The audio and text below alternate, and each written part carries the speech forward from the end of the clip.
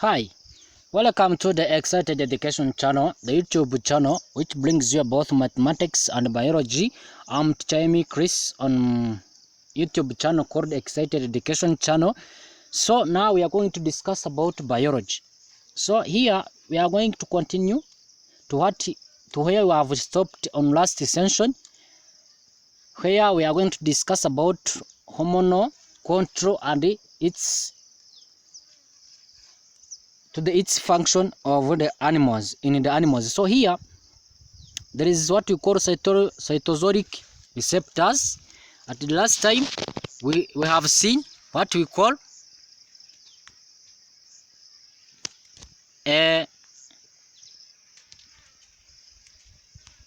allow me to continue to the next, and this is cytosolic receptors. So here, what is cytosolic receptors? In hormones, you have to know that the steroid hormones and some amino acid delivered hormones utilize cytosolic receptors, and these hormones are highly lipid soluble and pass very early across the cell membrane of target cells. And there are debates as to how these hormones produce a biological response. It is true, or it is thought that the hormone arrives at the target cell in conjunction with the carrier molecule. And here, the arrival of the target cell, so the hormone dissociates from the carrier molecule and free enters the target cell in the cytoplasm, yes, and the hormone combines with its specific receptor and an activated hormone receptor complex having a high affinity for the DNA results. So this complex enters the nucleus where it combines with the receptor associated with the DNA and alter the cell. So hormone transport in the blood. So this is what we call cytosolic receptors. We find that if hormone binds to the cell membrane of the cell, so the cytosolic receptors, it is the receptors found on the cytoplasm, yes. So if the hormone comes, it binds on the cytosolic receptor. Cytosolic receptor, as you know, the cytosol is what you call the cytoplasm of the cell. So here, if it binds on the cell membrane receptors, it vibrates. It is the vibration of cytoplasm, and those cytosolic receptors accept the change that occurred or that caused by the hormone. And we find that if it arrived at the target cell, the hormone dissociates from the carrier molecule and free enters the target cell. And in the cytoplasm, so the hormone combined with its specific receptor and activate hormone receptor complex. So that hormone receptor complex having a high affinity of DNA result, and this complex enters the nucleus, so where it combines with the receptor associated with the DNA. And let us see what we call a hormone transport in the blood. How the hormone transported in the blood. Most water soluble hormone molecules circulate in the blood plasma is a free form. We have to know that those soluble hormones, like to be in form of water, they are a free form, but most lipid soluble hormones molecule bind to transport protein. As you see that in the process of transport, the water is permeable to the specific membranes of the cell, and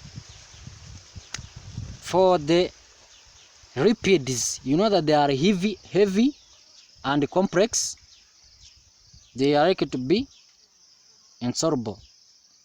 So also if it is water soluble hormone, it saturates blood freely.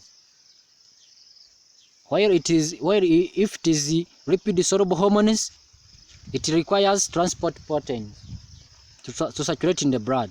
The transport protein synthesized in the liver plays 3 roles. So these transport proteins act especially on the lipid soluble hormone molecules. and they synthesize, and if they are synthesized in liver, they are likely to perform these three roles. They improve the transportability of the lipid soluble hormones by making them temporarily water soluble. If it reaches to the lipid soluble hormone molecules, it improves the transportability of that hormones by making them temporarily water soluble. And another point or another function that transport protein likely to perform that are produced from liver, they retard the passage of the small hormones molecules through the filtration mechanism in the kidney, thereby slowing the rate of hormone loss in the urine. So this process is likely to be called retardation in the passage of small hormones, where it leads it to be in mechanism of what we call filtration mechanism in the kidney and slowing the rate of hormone loss in the urine. And they provide a ready reserve of hormone in the blood. So these transport protein that are produced in a liver, they provide a ready reserve of hormone in the blood. In general, it is from 0.1 to 10% of the molecules of lipid soluble hormone are not bound to transport protein. So these are transport protein that are likely to be synthesized by the liver, act in these three functions. So let us see invertebrates endocrine system. Invertebrates endocrine system. On the part of invertebrates, the invertebrates find that they are the organisms that do not have, or that do not possess the vertebral column. So notochord and the backbone. So invertebrates animal rely heavily upon neuroendocrine control system. For it likely to use system of neuroendocrine control. For the coelanthrates, such as Hydra, have cells which secrete substance involved in reproduction, growth, and regeneration. So if the hypostome and tentacles of Hydra are removed by rest of the body, secretes a peptide molecule called the head activator, which causes the remainder of the body to regenerate mouth and tentacles. So these are in part of coelanthrates. We take a case study of what Hydra. So these are invertebrates. For it, they involve, or they produce the secretes the substance that involved in the process of reproduction and regeneration. So those secrete a peptide molecule called the head activator, and those head activator cause the remainder of the body to regenerate the mouth and tentacles. And as in coelanthrates, substances which are involved in the process of regeneration have been found in flatworm. For that process that is likely to be occurred in regeneration, this is what you call the production of new young ones. This is what you call regeneration and repairment of the old cells. So here, hormone in plant elements are also involved in osmotic and ionic regeneration, as well as in reproduction process. This is what you call plant element, and we are just talking about the endocrine system in those invertebrates. We see first in coelanthrates, and we take an instance on Hydra. Then we see, and the process of endocrine system that is likely to occur in coelanthrates, it resembles also in flatworms. For the plant element, they involve what we call osmotic and ionic regeneration, as well as the production process, and some nematodes may need up to 4 molts of their cuticle to complete their life cycle.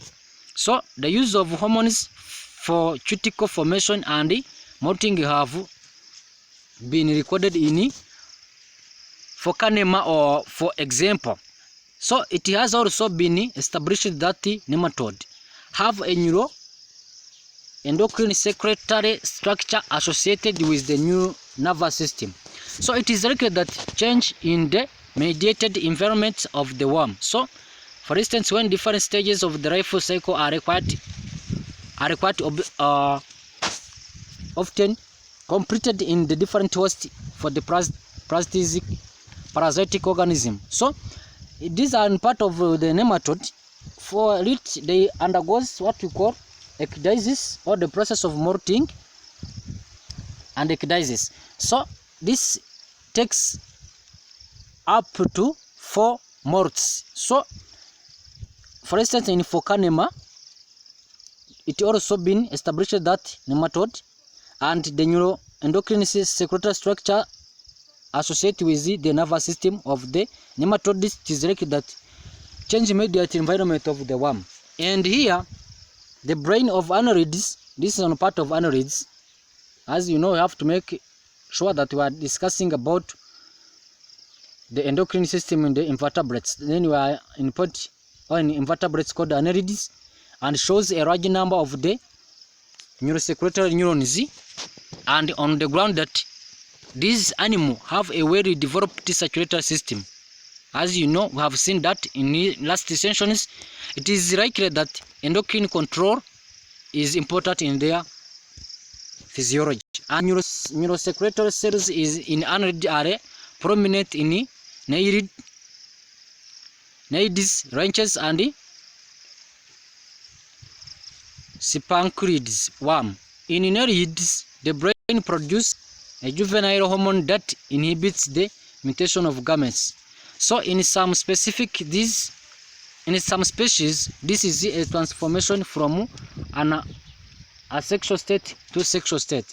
So this change in the state is inhibited by neurosecretory cells located in the suboesophageal ganglion. So this is on part of annelids. In addition to neurosecretory system process, papilliform produces processes of the cerebral ganglion extending into the hypothalamus. In Crustacea, this is one of the invertebrates animals, and let us see their endocrine system. In the neurosecretory cell are found in various parts of the brain, ganglia, and the ventral nerve cord. So the range of the physiological function controlled by the endocrine system is more varied and includes ionic regulation, heart rate regulation, and blood composition and growth in the molting. These are on the invertebrates called crustaceans. For it, those neurosecretory cells are found in various parts of brain, ganglia, and the ventral nerve cords, and they arrange physiological functions that are likely to be controlled by those endocrine system is more varied and include in the process of different processes of the body of the crustacea, like ionic regulation and heart regulation, even blood composition and growth, even molting. So this endocrine control is best developed in the molluscs, and the neuroendocrine cells of these crustacea are located in the following glands region. Here first is the sinus gland complex, also referred to as the X-organ sinus gland complex, and it is located in the eye stalk and is analogous to the hypophysis of vertebrates and the corpus callosum in insects. These are arthropods. So the postcommissure organ reproduction affect color, and there is what we call pericardial organs contain neurosecretory cells. They increase the frequency and the amplitude of the heartbeat. So for the Y organs produce a hormone that initiates molting. This hormone is inhibited by the eye stalker hormone. These are what we call the Crustacea neuroendocrine cells that are located in the regions. So these are the glands that are likely to be located within, that are likely to be accomplishment with the neuroendocrine cells. Where I find there is what we call sinus gland, there is what we call postcommissure organs and pericardial organs, even Y organs. In comparison to those invertebrates, insects shows considerable similarity to Crustacea in the wide variety of physiological functions that are controlled by endocrine organs. So here the median neurosecretory cells, which send oxygen down to the paired corporal cardiaca, and which act as the storage and release site for the neurohormones. And you have to know that the lateral group of neurosecretory cells, which also send their oxygen down to the corporal cardiaca, and subophageal neurosecretory cells, which send their oxygen down to the corporal, which are classic endocrine. So for the part of mollusca, or for the invertebrates mollusca, the endocrine regulation in the mollusca has been largely studied in the octopus. These are what you call cephalopoda. So those cephalopods or octopus possesses a well-developed central nervous system dominated by the optical lobes, and the optical gland located at the base of the optical stalk produce hormone that regulates the formation and development of gametes in both sexes. Here, male reproductive activity is regulated by hormone production by the test, but optical gland hormone regulated the reproduction activity in male. Here, let us see on the part of echinoderms. For the echinoderms, the sexual maturation